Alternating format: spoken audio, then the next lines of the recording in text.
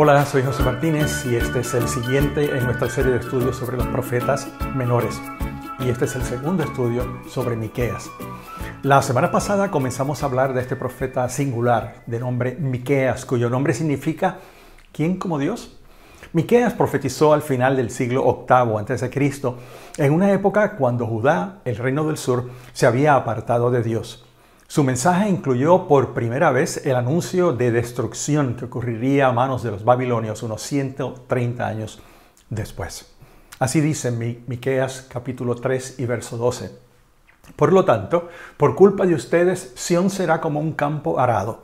Jerusalén quedará en ruinas y el monte del templo se volverá un matorral. Pero mientras ese día llegaba, el poder asirio que ya había arrasado a Samaria tan solo 20 años antes, se acercaba amenazante sobre Jerusalén y solo la piedad del rey Ezequías y la misericordia de Dios impidieron que hicieran lo mismo con la ciudad de David en los días de Malaquías. Vimos en el estudio anterior cómo el pecado había tocado todas las áreas de la vida política, religiosa y civil. Viendo esto, no es difícil darse cuenta de que los tiempos de Miqueas fueron muy parecidos a los nuestros. Y espero que nosotros, los líderes en la iglesia de hoy, hayamos sido confrontados con la responsabilidad de guiar bien al pueblo de Dios con una buena enseñanza, pero también con una vida íntegra y correcta. Por esta razón, esta semejanza con nuestro tiempo, pudimos igualmente conectar la predicación de Miqueas con nuestra condición hoy. Específicamente en las áreas de la vida espiritual genuina, no superficial, y de la perspectiva correcta sobre las riquezas. Pudimos identificarnos la sociedad y a veces hasta nosotros los cristianos de hoy con estos pecados de antes y de siempre. Como otros profetas que ya hemos considerado, los elementos de juicio, llamado al arrepentimiento y la esperanza están presentes también en Miqueas. La gran diferencia estriba en que por primera vez la esperanza está identificada con una persona.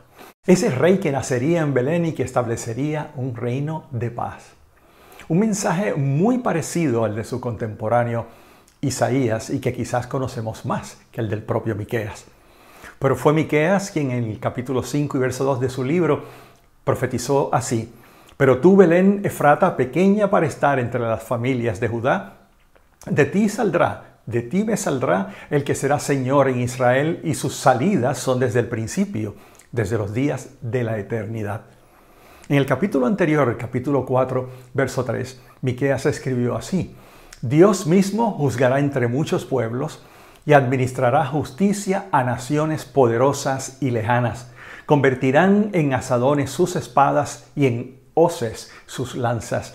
Ya no alzará su espada nación contra nación, ni se adiestrarán más para la guerra». Obviamente, palabras que se proyectan al futuro reinado del poder absoluto de Dios en lo que llamamos o conocemos como el milenio. A estas palabras de esperanza le siguió una hermosa confesión de fe. Hermosa, capítulo 4, verso 5. Dice: «Todos los pueblos marchan en nombre de sus dioses, pero nosotros marchamos en el nombre del Señor, en el nombre de nuestro Dios, desde ahora y para siempre». Parte de las profecías de Miqueas, como los otros profetas también, son tiempos de prosperidad que anuncia para el futuro, porque el Señor estará en Israel, capítulo 5.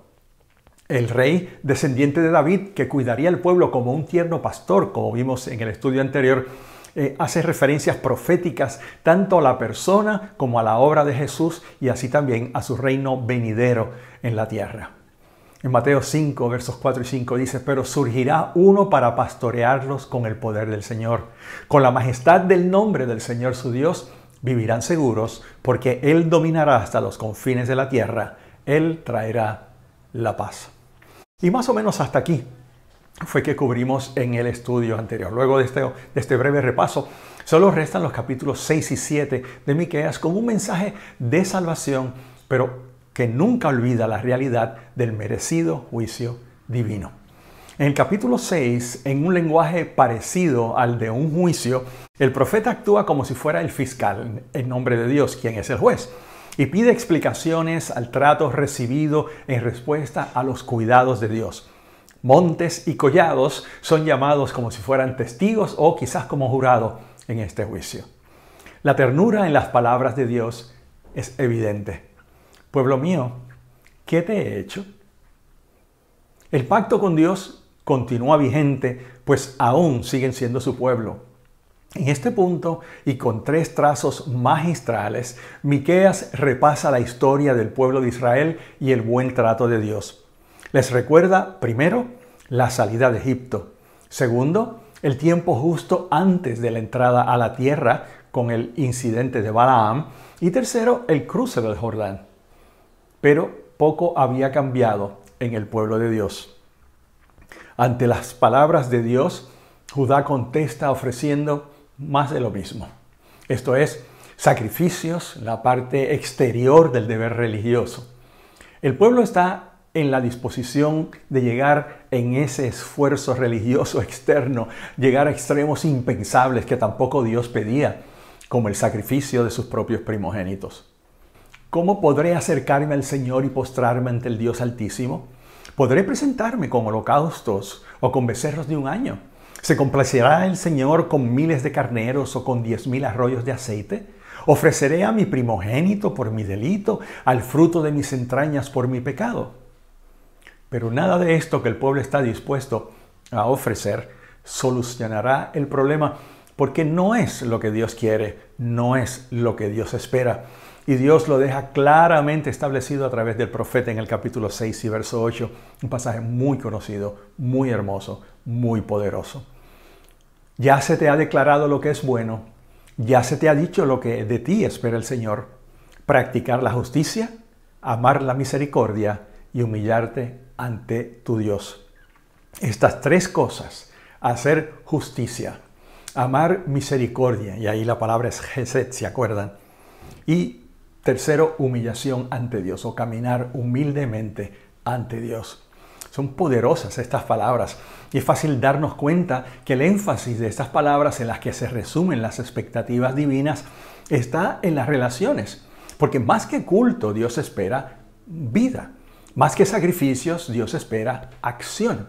Interesantemente, más que una vida religiosa o mística, se describe aquí una vida de amor en acción, de interés práctico por el prójimo. La realidad espiritual o religiosa se ve encarnada en la vida diaria cotidiana, no en los breves minutos de duración del culto, como ya habíamos adelantado en el estudio anterior. Leyendo estas palabras podemos comprender nuevamente cómo tanto de lo escrito en el Antiguo Testamento es plenamente consistente con el Nuevo Testamento. La vida piadosa, religiosa, espiritual, santa, como querramos llamarle, es una combinación de la profunda experiencia interior de la obra de Dios, pero también de la expresión externa de dicha experiencia en obras concretas de justicia. Si recuerdan los 2 grandes mandamientos, amar primero a Dios sobre todas las cosas, al prójimo como a nosotros mismos, resumen absoluto de la ley, como enseñó Jesús en el Nuevo Testamento. Y exactamente en el Nuevo Testamento leemos de estas cosas. Porque, por ejemplo, en la carta de Santiago menciona que la fe sin obras es muerta. La fe cristiana nunca puede reducirse a una expresión puramente religiosa, exterior, sin que afecte nuestra conducta en la vida diaria en relación con las otras personas. En los versos que siguen podemos fácilmente observar cómo el pueblo, especialmente en sus transacciones comerciales, había hecho exactamente todo lo contrario. Por eso dice Dios en el capítulo 6 y verso 9, tribu y asamblea de la ciudad, escuchen la voz del Señor que los convoca, pues es de sabios temer su nombre, malvados. Y esta es la nueva versión internacional. Otra versión dice así: oigan al Señor que llama a la ciudad, y es de sabios respetar su nombre. Escucha, pueblo y consejo de la ciudad, ¿voy a seguir soportando su maldad? Según el Dr. Craigie, Dios está aquí señalando de una manera específica la injusticia encarnada en los fraudes comerciales de todo tipo, la opresión manifestada en los abusos inmisericordios contra los pobres y la idolatría, porque se habían rendido ante el Dios dinero. El castigo de Dios caerá justamente en esas áreas donde el pueblo buscaba sustituir a Dios. Las cosechas no van a ir bien. La prosperidad material beneficiará a los enemigos vencedores. El aceite y el vino escasearán. Los pecados que ya habíamos visto en el reino del norte, Israel, personificados en esa dinastía fatal de Omri y sus sucesores, y por los que el juicio de Dios cayó sobre Israel, ahora son repetidos por el reino del sur, o sea, por Judá, y por ello recibirán el mismo castigo. En el capítulo 7 nos encontramos con las palabras casi finales de este capítulo final del libro de Miqueas, que parecen ser su propia reflexión ante la situación del pueblo. De nuevo, observamos que ni Dios ni su profeta pudieron permanecer impasibles ante el pecado del pueblo y el inminente castigo. Dice así, capítulo 7, verso 1, «Pobre de mí, no llegué a tiempo para la cosecha de verano ni para los rebuscos de la vendimia. No tengo un solo racimo que comer, ni un higo tierno por el que me muero». Este último capítulo, el capítulo 7, por momentos tiene características semejantes a las de algunos salmos, aquellos salmos que llamamos salmos de lamento. Sus palabras reflejan un mar de sufrimiento por una situación virtualmente imposible. Las fuentes comunes de esperanza y apoyo, el príncipe, el juez, e incluso aquellos más allegados al individuo que sufre, por ejemplo la familia, no son dignos de confianza ahora. ¿A dónde o a quién acudir entonces? Esta situación extrema es descrita con poderosas palabras por Miqueas. Preguntémonos, ¿se parece esto en algo a lo que diríamos hoy? Escucha, capítulo 7, verso 2 de Miqueas. La gente piadosa ha sido eliminada del país. Ya no hay gente honrada en este mundo. Todos tratan de matar a alguien y unos a otros se tienden redes. Nadie les gana en cuanto a hacer lo malo. Funcionarios y jueces exigen soborno. Los magnates no hacen más que pedir y todos complacen su codicia. El mejor de ellos, escuchen esto, verso 4 del capítulo 7 de Miqueas, el mejor de ellos es más enmarañado que una zarza, el más recto, más torcido que un pino. El hijo ultraja al padre, la hija se rebela contra la madre, la nuera contra la suegra y los enemigos de cada cual están en su propia casa. El clamor culmina con estas bellas palabras del verso 7. Pero yo pongo mi confianza en el Señor. Espero en Dios, mi Salvador, seguro de que Dios me escuchará. La confianza de los creyentes, ahora hablando particularmente de nosotros, los creyentes del siglo XXI, como aquí se describe, no depende de que seamos librados de las angustias que van a venir, sino de la certeza de que nuestra vida está en las manos del Señor y estará segura, o estamos seguros más bien, de que mi Dios escuchará, como dice el verso. ¿No es esto hermoso? Dios siempre está enterado de nuestra situación. Y esto, por supuesto, me recuerda las palabras de Dios a Moisés en su llamado en el libro del Éxodo capítulo 3 y verso 7. El Señor continuó diciendo, he visto la angustiosa situación de mi pueblo en Egipto, he escuchado los gritos de dolor que le causan sus opresores y conozco sus calamidades. Ahora he decidido librarlos del poder de los egipcios y sacarlos de ese país. En otro lugar, en ese mismo contexto, capítulo 6, verso 5 de Éxodo dice, he oído además el gemir de los israelitas a quienes los egipcios han esclavizado y he recordado mi pacto. Hermanos y hermanas, la promesa más bella y poderosa para el creyente no es la de que Dios nos librará de pasar por las pruebas de la vida, sino que allí donde las enfrentemos, Él siempre estará con nosotros. Aleluya.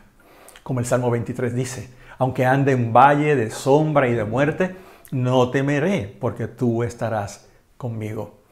Y en un pasaje muy hermoso, bastante conocido en Isaías 41:10, dice, no temas, que yo estoy contigo. No te angusties, que yo soy tu Dios. Te doy fuerza y voy a ayudarte. Te sostiene mi diestra salvadora.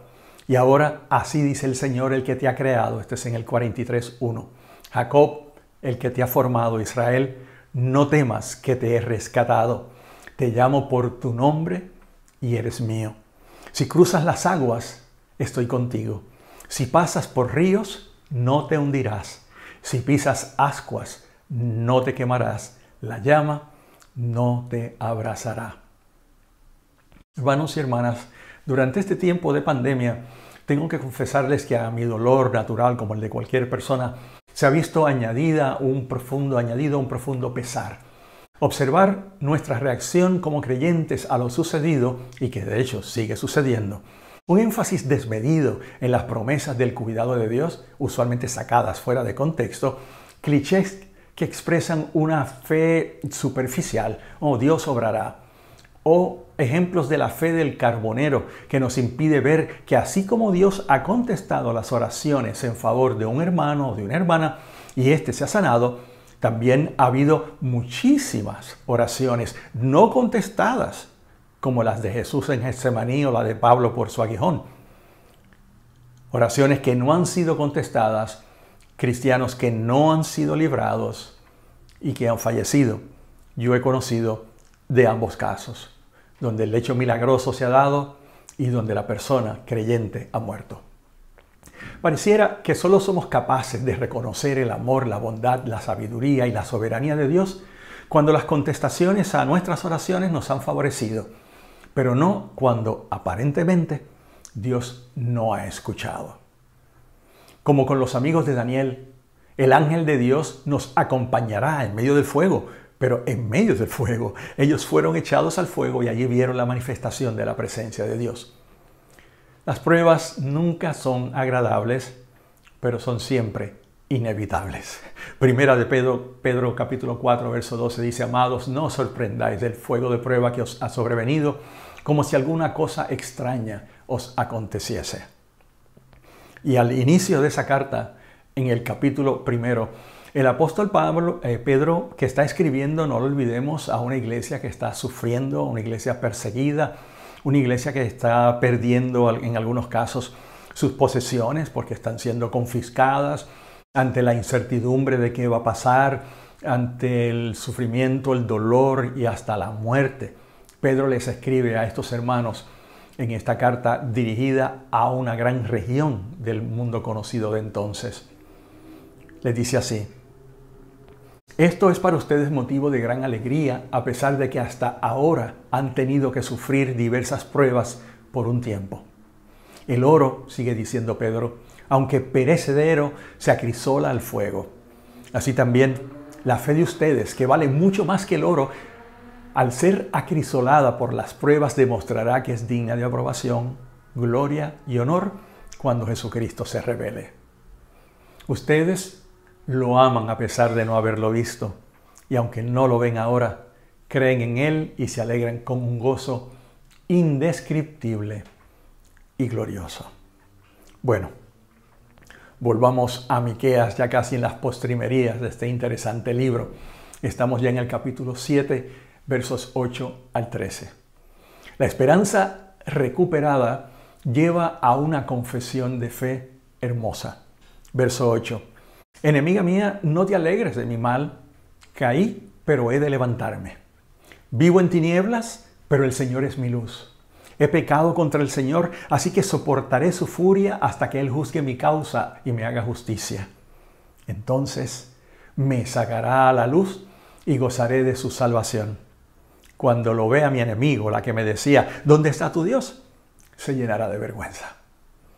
Sin importar la difícil situación, el oscuro túnel que ahora se atraviesa, la mirada que finalmente ha sido puesta en Dios de donde nunca debió apartarse, es capaz de intuir un futuro de luz enviado por Jehová. El castigo dará paso al perdón y las tinieblas a la luz. La restitución seguirá a estas en un futuro de reconstrucción de la ciudad de Jerusalén y del retorno del pueblo a la tierra. Y ya en los versos 14 al 20 es de esa restauración por la misericordia de Dios de las que se habla. Las palabras finales del libro en realidad trascienden la necesidad y el contexto inmediatos para extenderse a un futuro de aplicación universal cuyas dimensiones de misericordia se elevan a niveles insospechados. Por eso el profeta, ¿quién como tú? ¿Qué Dios como tú? La acción de Dios sobrepasará cualquier expectativa humana, irá más allá de la restauración de un remanente e incluirá el perdón. Y aún más, porque el perdón divino que se presenta en estos versos se eleva a alturas antes desconocidas, reflejadas en palabras que, si uno las piensa bien, son difíciles de entender en toda su profundidad.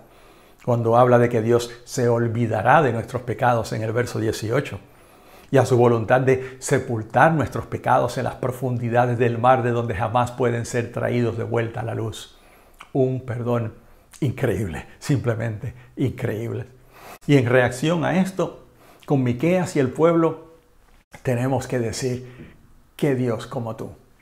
Y adorar en silencio, agradecidos.